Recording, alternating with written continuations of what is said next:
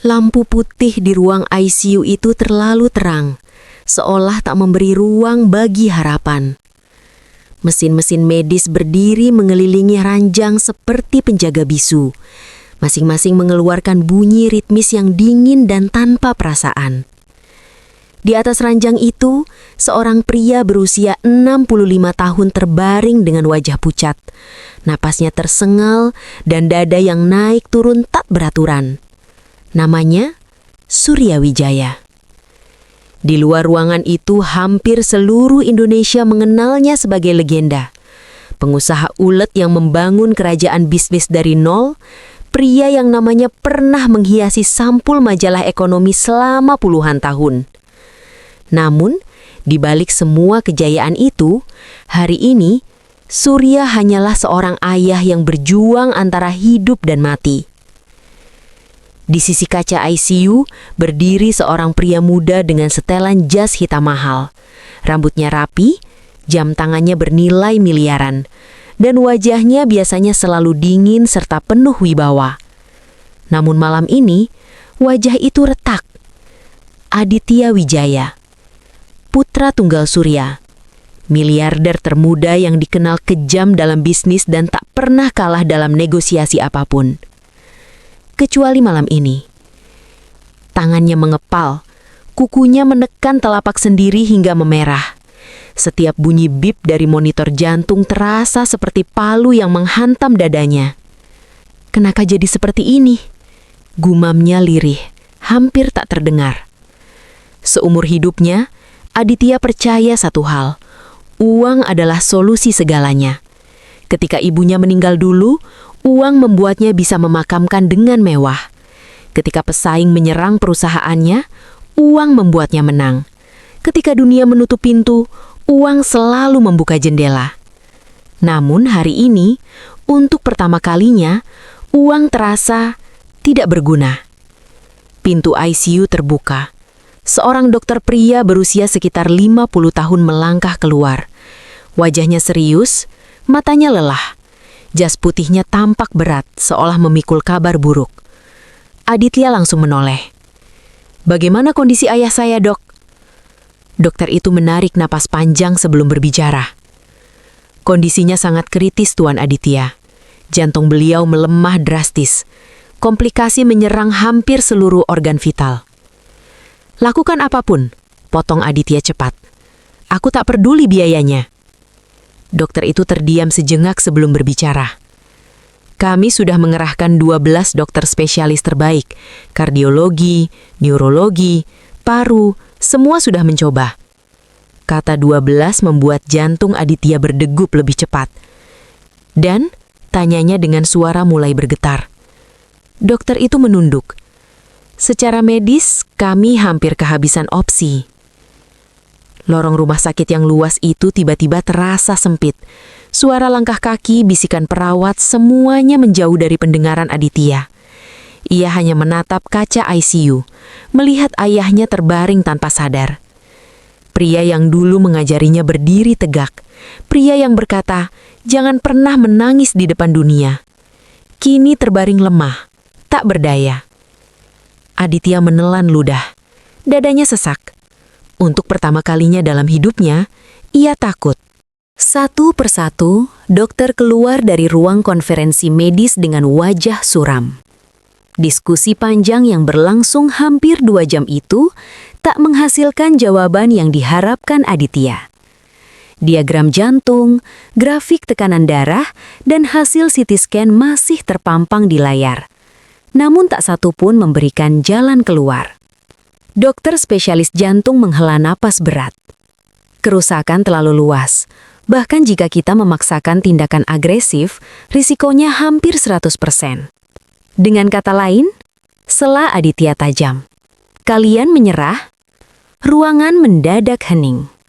Tak ada yang berani langsung menjawab. Bukan karena takut pada Aditya sebagai miliarder, tetapi karena kenyataan medis memang kejam. "Kami bukan menyerah," ujar dokter kepala akhirnya. "Kami realistis."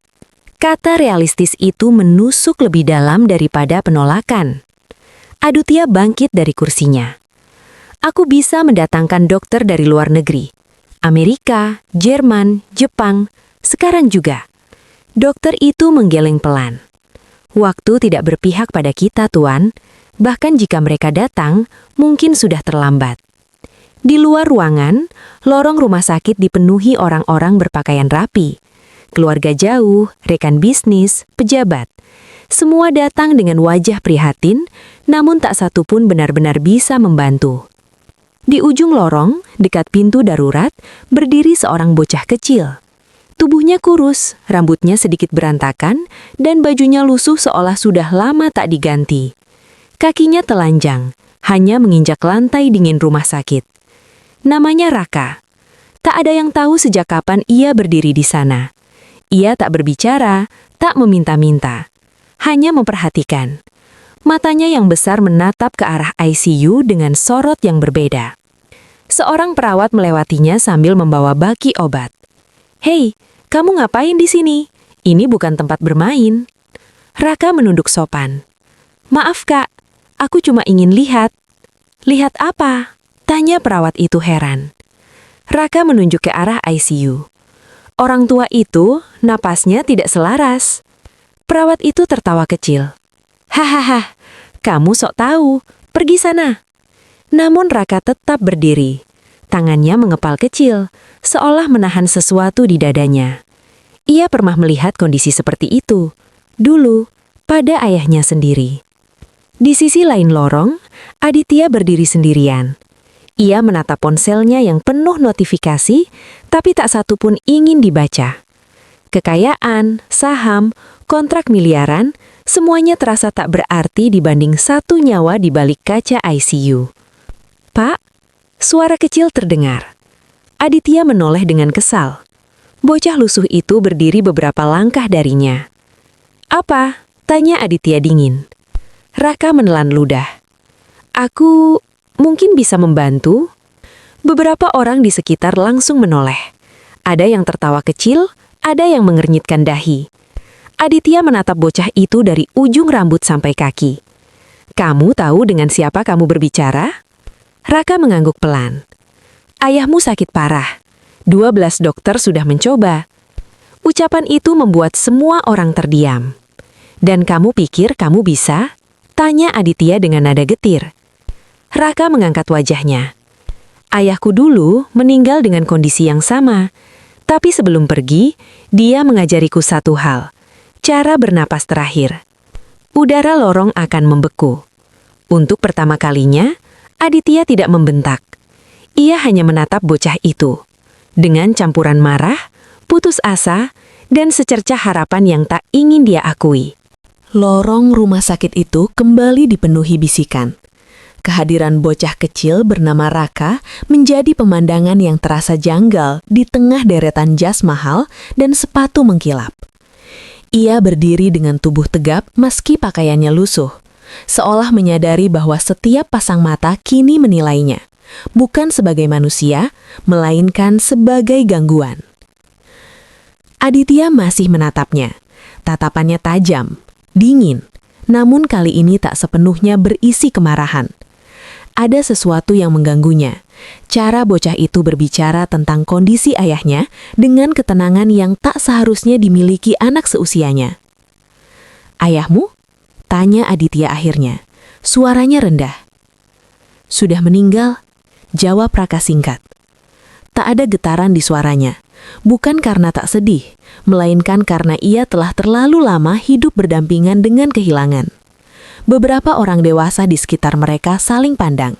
Seorang wanita bergaun mahal berbisik sinis. "Anak jalanan berhayal." Raka mendengarnya. Ia selalu mendengar hal-hal seperti itu. Tapi ia tetap berdiri. "Ayahku dulu tukang pijat tradisional," lanjut Raka pelan, seolah bercerita pada dirinya sendiri. "Kami miskin, tidak ada uang untuk rumah sakit besar. Tapi sebelum ayahku pergi, ia bilang, tubuh manusia itu pintar. Kalau kita tahu cara mendengarkannya, kita bisa menolongnya." Seorang dokter yang kebetulan lewat menghentikan langkahnya. "Apa maksudmu cara mendengarkannya?" tanyanya skeptis. Raka menoleh. Napas, detak, posisi tubuh. Kalau salah, jantung akan bekerja lebih keras. Dokter itu terkekeh kecil. Ini ilmu medis, Nak, bukan cerita rakyat. Raka menunduk, namun tangannya mengepal. Ayahku meninggal bukan karena ilmunya salah, tapi karena tidak diberi kesempatan. Kata-kata itu jatuh seperti batu kecil di danau sunyi. Tak menimbulkan gelombang besar, tapi cukup membuat beberapa hati tersentak. Aditya memalingkan wajahnya sejenak, menatap kaca ICU. Monitor jantung ayahnya masih berbunyi, tapi nadanya semakin lemah. Setiap detik terasa seperti pasir yang jatuh dari genggaman. "Siapa yang membiarkan anak ini masuk?" bentak seorang manajer rumah sakit. "Keamanan, ini area steril." Dua petugas keamanan mendekat. Raka mundur selangkah, namun tak lari. "Tunggu," ucap Aditya tiba-tiba. Semua terdiam. "Biarkan dia berbicara," lanjutnya pelan. Petugas keamanan berhenti. Manajer rumah sakit terkejut. Tak pernah ada yang membantah perintahnya, apalagi Aditya Wijaya. Raka mengangkat wajah. Matanya bertemu dengan mata Aditya. Untuk sesaat, dunia seolah menyempit hanya pada dua orang itu. Seorang miliarder yang hampir kehilangan ayah, dan seorang bocah yatim yang telah lama kehilangan segalanya. "Apa yang ingin kamu lakukan?" tanya Aditya. Raka menarik napas dalam-dalam. "Aku ingin melihat ayahmu langsung. Aku ingin tahu apakah napasnya masih bisa dibantu." Suara tawa kecil terdengar dari sudut lorong. "Gila! Ini rumah sakit, bukan tempat eksperimen." Aditya merasakan amarahnya bangkit, namun bukan pada Raka, melainkan pada semua orang yang menertawakannya. Tiba-tiba, ia teringat masa kecilnya sendiri, saat ia dan ayahnya dulu juga diremehkan karena miskin. "Kalian semua diam," ucap Aditya dingin. Lorong kembali sunyi. "Kamu sadar," kata Aditya menatap Raka. "Kalau kamu salah, ayahku bisa meninggal sekarang juga." Raka mengangguk. "Ayahku juga meninggal di hadapanku. Aku tahu rasanya." Jawaban itu menghantam Aditya lebih keras daripada teriakan manapun. Seorang dokter mendekat dan berbisik. "Tuan Aditya, ini tidak rasional. Kita mempertaruhkan nyawa pasien." Aditya menutup mata sesaat. Ketika membukanya kembali, matanya basah, tapi suaranya mantap. "Kita sudah mempertaruhkan nyawanya sejak lama, dan kalah." Ia kembali menatap Raka. "Kamu tinggal di mana?" "Di belakang pasar, kadang di musola," jawab Raka jujur. "Kamu sekolah?" Raka menggeleng. "Aku kerja bersih-bersih, kadang bantu orang angkat barang." Aditya menghela napas panjang. Bocah ini tak punya apa-apa, bahkan masa depan pun tampak samar. Tapi entah kenapa, Aditya melihat keberanian yang tak ia temukan pada 12 dokter tadi. "Kalau aku izinkan kamu masuk, kamu harus lakukan tepat apa yang kamu katakan. Tidak lebih, tidak kurang." Raka mengangguk mantap. "Aku tidak akan menyentuh apapun tanpa izin." Seorang perawat muda menatap Raka dengan ragu. "Tuan, tekanan darah pasien makin turun." Kata-kata itu seperti alarm terakhir. Aditya mengepalkan tangan. Di kepalanya dua suara saling bertabrakan, logika dan harapan. Dan untuk pertama kalinya, ia memilih harapan. "Siapkan ruang ICU," ucapnya tegas. "Aku bertanggung jawab penuh." Semua membeku. Raka menunduk hormat. "Terima kasih, Tuan." Saat pintu ICU berlahan terbuka, Raka melangkah masuk. Kecil, kurus, dan diremehkan. Tak seorang pun tahu bahwa bocah yatim itu sedang melangkah menuju takdir yang akan mengubah hidup banyak orang. Dan di balik kaca, Aditya berbisik lirih. "Ayah, bertahanlah sedikit lagi."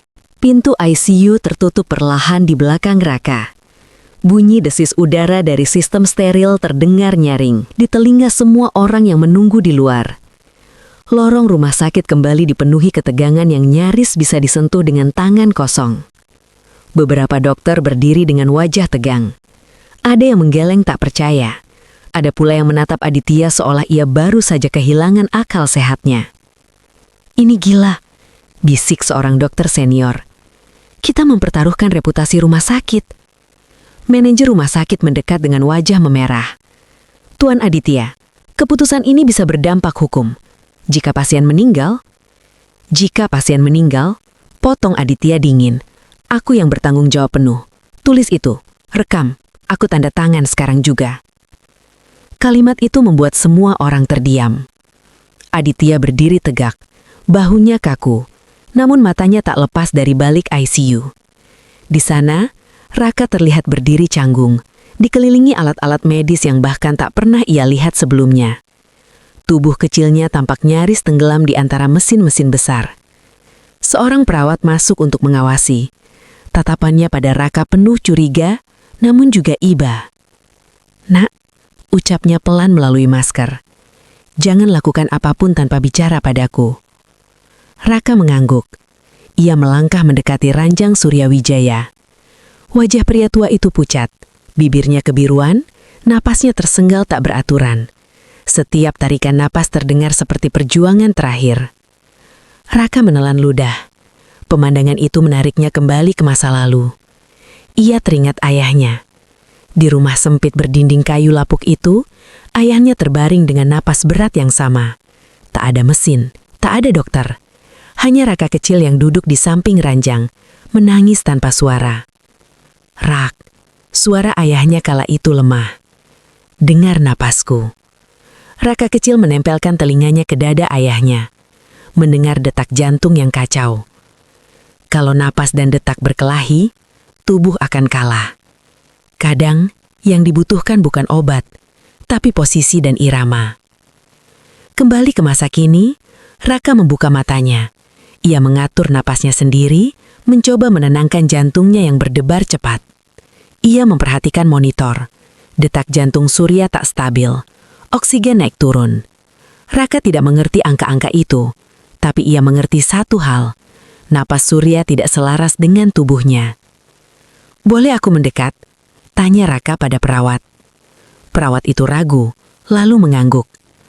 Raka perlahan menyentuh ranjang Surya. Tangannya gemetar tapi tentuhannya lembut. Ia tidak mencabut alat apapun, tidak memindahkan selang. Ia hanya mengamati posisi kepala, bahu, dada. "Sedikit miring," gumamnya. "Apa?" tanya perawat. "Kalau lurus, napasnya terjepit." Perawat itu ragu, lalu melirik monitor. Tekanan darah terus menurun. "Cepat," katanya akhirnya. "Kita tidak punya waktu." Dengan bantuan perawat, Raka menggeser posisi kepala Surya sedikit ke samping. Ia lalu meletakkan tangannya di dada Surya, bukan menekan, hanya merasakan. Di luar ICU, seorang dokter berteriak, "Tekanan darah turun drastis." Aditya menahan napas. Raka menunduk dekat telinga Surya. "Kakek, dengar aku. Ikuti napasku." Ia mulai bernapas perlahan. Dalam, tahan, hembuskan. Irama yang sama seperti yang diajarkan ayahnya dulu. Beberapa detik berlalu, tak terjadi apa-apa. Seorang dokter di luar menggeleng. "Sudah kubilang." Tiba-tiba monitor berbunyi berbeda. Detaknya stabil sedikit," ujar perawat terkejut. Dokter lain mendekat ke kaca. "Oksigennya naik 1 poin." Semua orang membeku. Raka melanjutkan.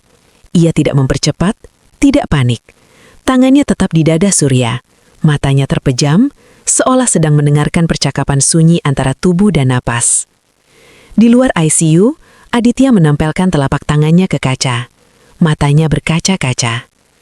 "Ayah," bisiknya, "jangan pergi sekarang." Menit demi menit berlalu seperti jam. "Tekanan darah naik perlahan," seru seorang dokter tak percaya. Ini tidak mungkin," gumam dokter kepala. Manajer rumah sakit terduduk lemas di kursi.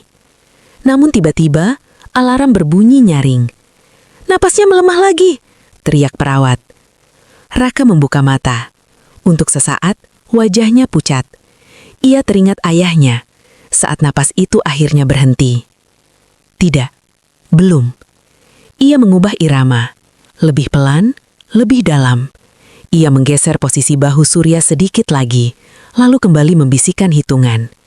1, 2, 3. Alarm perlahan mereda. Monitor kembali stabil. Beberapa dokter menutup mulut mereka sendiri. Tak ada yang berbicara. Aditya jatuh terduduk. Air mata akhirnya jatuh tanpa ia pedulikan siapa yang melihat. Untuk pertama kalinya sejak malam itu dimulai, harapan muncul. Dan di dalam ruang ICU, bocah yatim itu yang diremehkan itu terus bernapas. Bukan hanya untuk dirinya sendiri, tetapi untuk seorang ayah yang sedang diperjuangkan seluruh dunia. Ruangan ICU yang biasanya dipenuhi suara mesin, kini terasa berbeda. Bukan karena alat-alat itu berhenti bekerja, melainkan karena semua orang di dalam dan di luar ruangan itu sedang menahan napas. Takut satu kesalahan kecil akan meruntuhkan harapan yang baru saja muncul.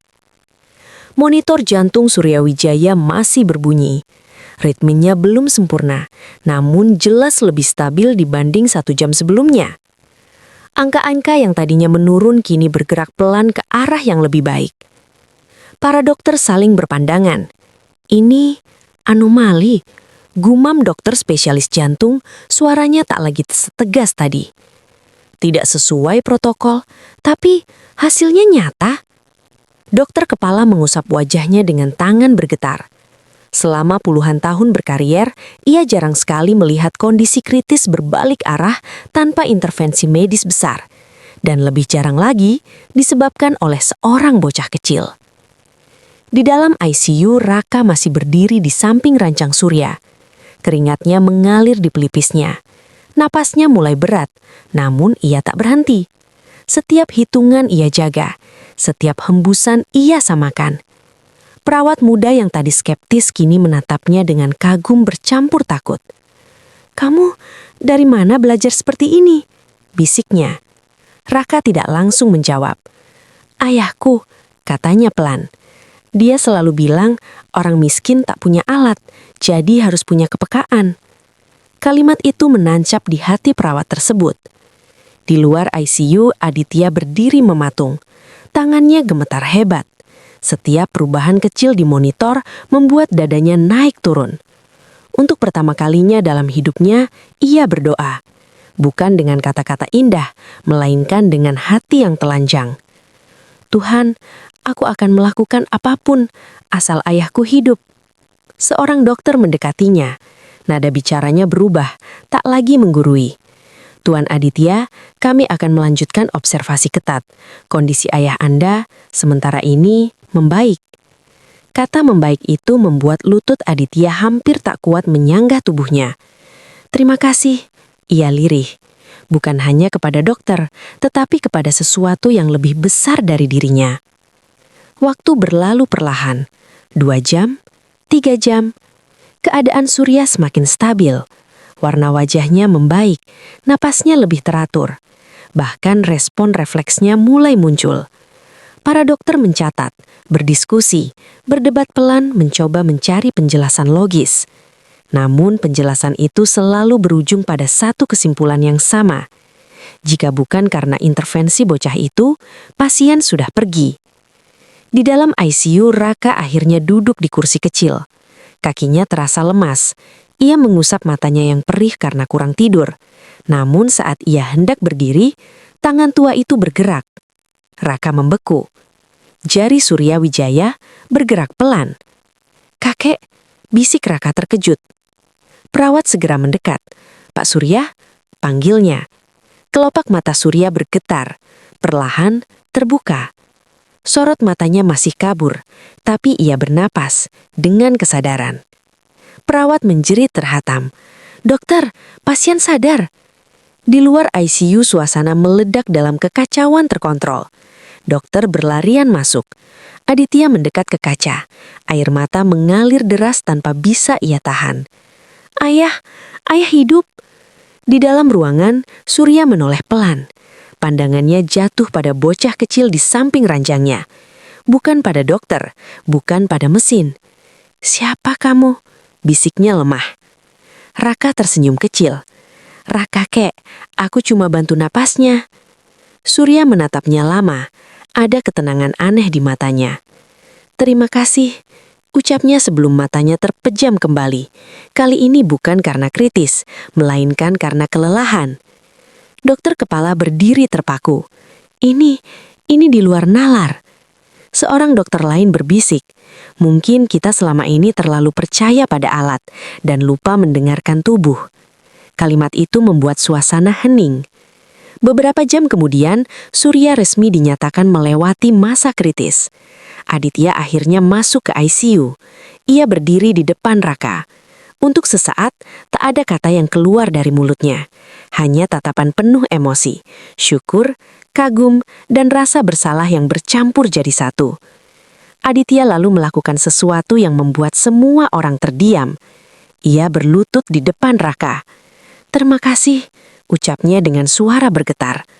"Kamu menyelamatkan ayahku, dan aku tidak akan pernah melupakannya." Raka panik. "Jangan begitu, Tuan. Aku cuma anak kecil." Aditya menggeleng. "Kamu jauh lebih besar dari kami semua malam ini." Air mata jatuh ke lantai ICU. Air mata seorang miliarder yang akhirnya belajar arti ketulusan. Namun kisah ini belum selesai. Keajaiban telah terjadi, tetapi konsekuensinya baru saja mulai. Pagi menyelinap masuk melalui jendela besar rumah sakit, menyapu lorong-lorong yang semalaman tak pernah benar-benar tidur. Bau disinfektan masih pekat, namun suasana telah berubah. Ketegangan yang tadi malam mencekik, kini berganti dengan keheningan penuh rasa tak percaya. Surya Wijaya hidup. Kabar itu menyebar cepat, lebih cepat daripada rumor saham atau gosip bisnis.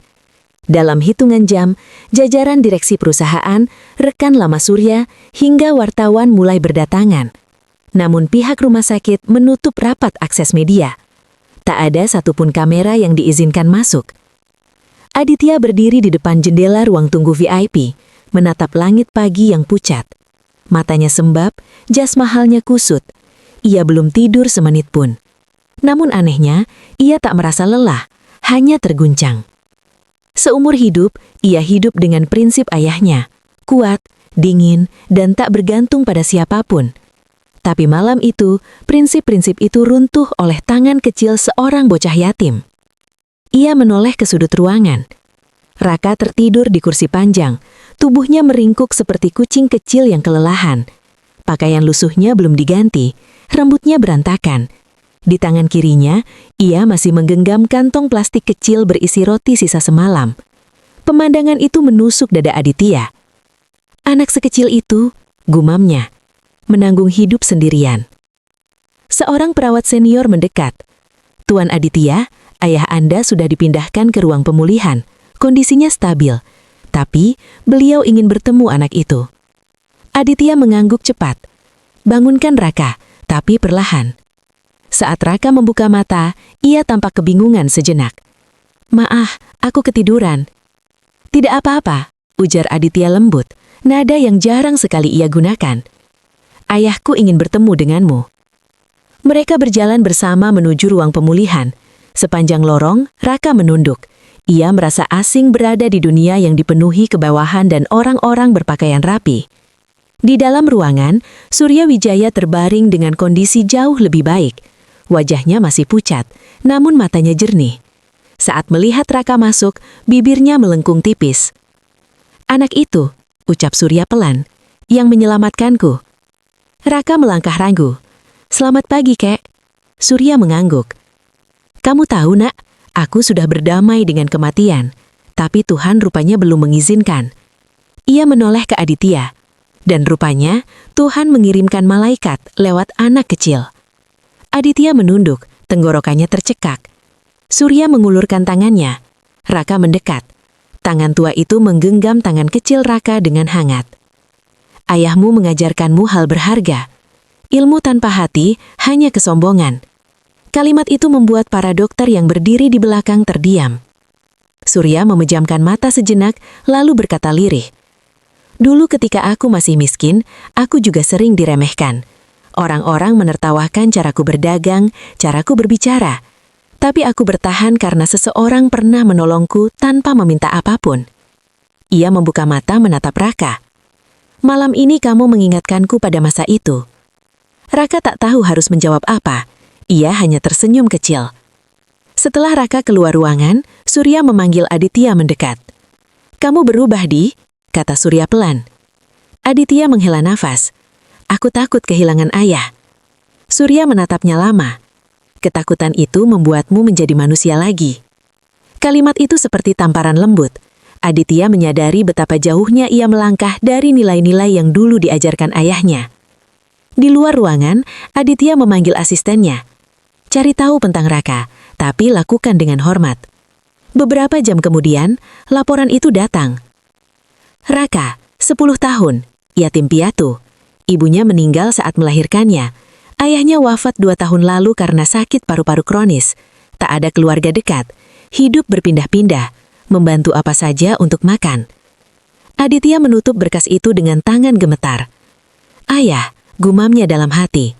Selama ini aku menimbun kekayaan, tapi membiarkan anak seperti ini sendirian. Malamnya Aditya kembali ke rumah sakit sendirian. Ia duduk di samping Raka yang sedang makan nasi bungkus sederhana. Raka, katanya pelan, apa mimpimu? Raka mengangkat wajah. Aku ingin sekolah, biar bisa nolong orang tanpa diremehkan. Jawaban itu menghantam Aditya lebih keras daripada angka kerugian apapun. Ia tersenyum tipis. Mimpimu akan terwujud. Namun di dalam hatinya, Aditya tahu, apa yang akan ia lakukan untuk bocah ini akan mengubah hidup mereka berdua selamanya. Ruang konferensi lantai atas rumah sakit pagi itu dipenuhi ketegangan yang berbeda dari biasanya. Bukan lagi soal hidup dan mati, melainkan tentang keputusan. Keputusan yang akan mengguncang banyak orang. Surya Wijaya masih dalam masa pemulihan, namun kondisinya cukup stabil untuk duduk di kursi roda. Wajahnya tenang, meski tubuhnya masih lemah. Di sebelahnya berdiri Aditya, tampak lebih sederhana dari biasanya. Tanpa jas mahal, tanpa jam mewah, hanya kemeja putih polos. Di hadapan mereka, duduk jajaran direksi perusahaan Wijaya Group, pengacara keluarga, serta beberapa anggota keluarga besar yang wajahnya penuh tanda tanya. Tak satu pun dari mereka tahu apa yang akan diumumkan Aditya pagi itu. Di sudut ruangan, Raka duduk diam. Pakaian yang dikenakannya masih sederhana meski bersih. Tangannya saling menggenggam, matanya menatap lantai. Ia merasa seperti ikan kecil yang tersesat di lautan orang-orang besar. Aditya melangkah maju. Suaranya tenang, tapi tegas. Aku mengumpulkan kalian semua hari ini bukan untuk laporan bisnis, katanya, melainkan untuk sebuah keputusan pribadi. Beberapa direksi saling pandang. Ayah saya, lanjut Aditya, selamat bukan karena teknologi tercanggih, bukan karena 12 dokter terbaik, dan bukan karena uang. Ia menoleh ke arah Raka. Beliau selamat karena seorang bocah yatim yang bahkan tidak punya sepatu. Ruangan mendadak sunyi. Salah satu paman Aditya berdeham. Aditya, ini bukan forum yang tepat untuk... Ini justru forum yang tepat, karena selama ini kita bicara tentang angka, keuntungan dan kekuasaan, tapi lupa pada manusia. Ia menarik napas dalam. Aku membuat keputusan ini dengan sadar, tanpa paksaan. Semua orang menegang. Mulai hari ini, kata Aditya mantap, aku mengangkat Raka sebagai anak asuh keluarga Wijaya. Bisik-bisik mulai terdengar.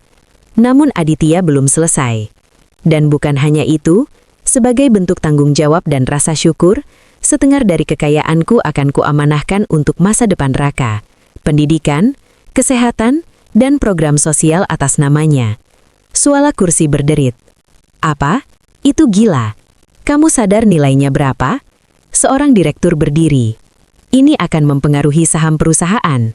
Aditya menatapnya lurus. Jika saham jatuh karena aku memilih menjadi manusia, biarlah. Surya mengangguk pelan dari kursi roda. Anakku benar. Kata-kata itu membungkam ruangan. Raka menatap Aditya dengan mata berkaca-kaca. Tuan, aku tidak minta apa-apa. Aditya berlutut di hadapannya. Kali ini tanpa sorotan ICU. Aku tahu, justru itu alasan aku melakukannya. Beberapa anggota keluarga menentang keras. Dia bukan darah kita. Bagaimana jika dia hanya dimanfaatkan media? Aditya berdiri kembali. Suaranya dingin. Kalau kalian khawatir tentang darah, ingat, darah ayahku mengalir karena bocah ini. Sunni kembali turun. Pengacara keluarga akhirnya bicara. Secara hukum, ini bisa diatur. Tapi Tuan Aditya, Ini akan menjadi sorotan nasional. Aditya mengangguk. Biarkan. Beberapa hari kemudian, kabar itu bocor ke publik. Miliarder menyerahkan setengah hartanya pada bocah yatim. Media meledak. Ada yang memuji, ada yang mencibir. Sebagian menyebut Aditya pahlawan, sebagian lain menyebutnya bodoh. Raka membaca komentar-komentar itu di ponsel perawat. Tangannya gemetar. "Pak, mereka bilang aku numpang hidup," katanya lirih pada Aditya. Aditya berlutut di depannya, menatap mata kecil itu. "Aku tahu, justru itu alasan aku melakukannya." Malam itu Surya memanggil Raka ke kamarnya. "Anak baik," ucap Surya pelan. "Uang itu bukan hadiah, itu amanah. Gunakan untuk menolong orang lain, seperti kamu menolong aku." Raka mengangguk. Air mata jatuh. "Aku janji." Di luar jendela lampu kota berkilau. Dunia terus berjalan, tak peduli pada satu bocah yatim dan 1 miliarder yang hatinya berubah. Namun satu hal pasti, janji yang diucapkan hari itu akan mengubah takdir banyak orang. Hujan turun pelan di pagi hari itu, membasahi halaman rumah sakit tempat semuanya bermula. Langit kelabu tak lagi terasa muram, justru memberi kesejukan yang menenangkan, seperti alam ikut merayakan kehidupan yang diberi kesempatan kedua. Surya Wijaya melangkah keluar dengan kursi roda, didorong perlahan oleh seorang perawat. Wajahnya tampak jauh lebih segar dibanding hari-hari sebelumnya. Nafasnya teratur, matanya jernih. Di belakangnya, Aditya berjalan sambil menenteng jas. Masih tak dikenakannya. Sejak malam itu, ia jarang memakai simbol-simbol kekuasaan lamanya. Di sisi lain, Raka berdiri memandangi hujan. Ia mengenakan sepatu baru. Masih kaku, masih asing di kakinya. Bukan sepatu mahal, tapi pas, nyaman. Dan untuk pertama kalinya, ia tidak merasa harus menyembunyikan kakinya. "Raka?" panggil Surya pelan. Bocah itu menoleh dan berlari kecil menghampiri. "Kakek sudah boleh pulang?" Surya tersenyum. "Boleh, berkat kamu." Raka menggeleng cepat. "Berkat Tuhan, kek?" Surya tertawa kecil. Tawa yang tulus, bukan tawa pengusaha yang biasa menghitung untung rugi. Beberapa mobil hitam terparkir rapi. Namun Aditya memilih naik mobil sederhana. Ia membuka pintu untuk Raka, bukan sebagai formalitas, melainkan kebiasaan baru yang sengaja ia pelihara. Perjalanan pulang berlangsung sunyi, namun hangat. Waktu berlalu. 3 bulan kemudian, rumah besar keluarga Wijaya berubah. Dinding-dindingnya tak lagi dingin. Tawa kecil sering terdengar di lorong-lorongnya. Raka kini bersekolah. Seragamnya selalu rapi. Tasnya selalu ia jaga baik-baik. Namun yang paling berubah adalah Aditya. Ia kini sering pulang lebih awal.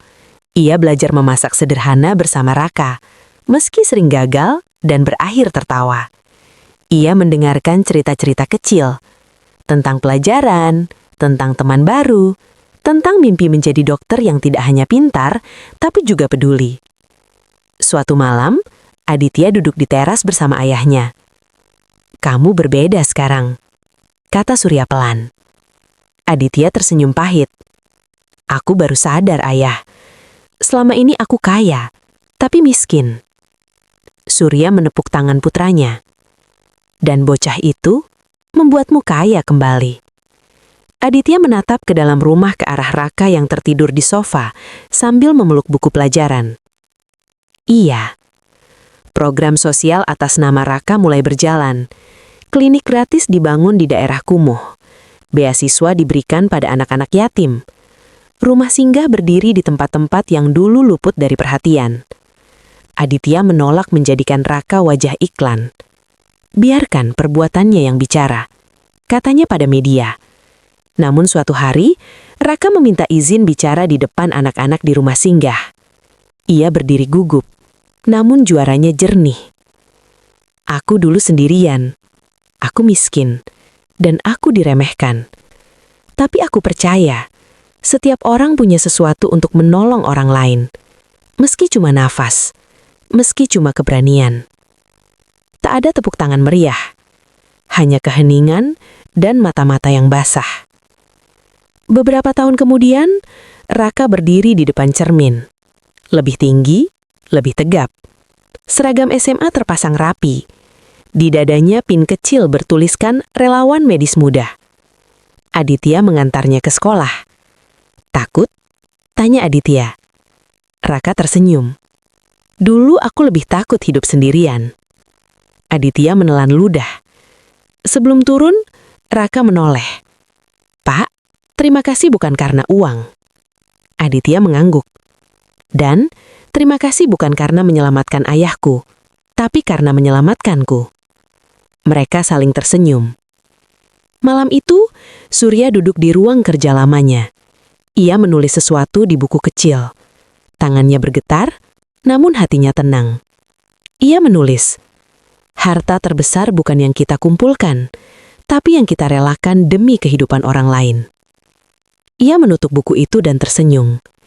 Di luar sana, dunia masih penuh ketidakadilan. Masih banyak anak seperti Raka, sendirian, diremehkan, tak terdengar. Namun kisah ini membuktikan satu hal. Keajaiban tidak selalu datang dari kecanggihan atau kekayaan. Kadang ia datang dari keberanian kecil, yang bertemu dengan hati yang akhirnya mau mendengar. Dan sejak hari itu, Aditya Wijaya dikenal bukan hanya sebagai miliarder, melainkan sebagai manusia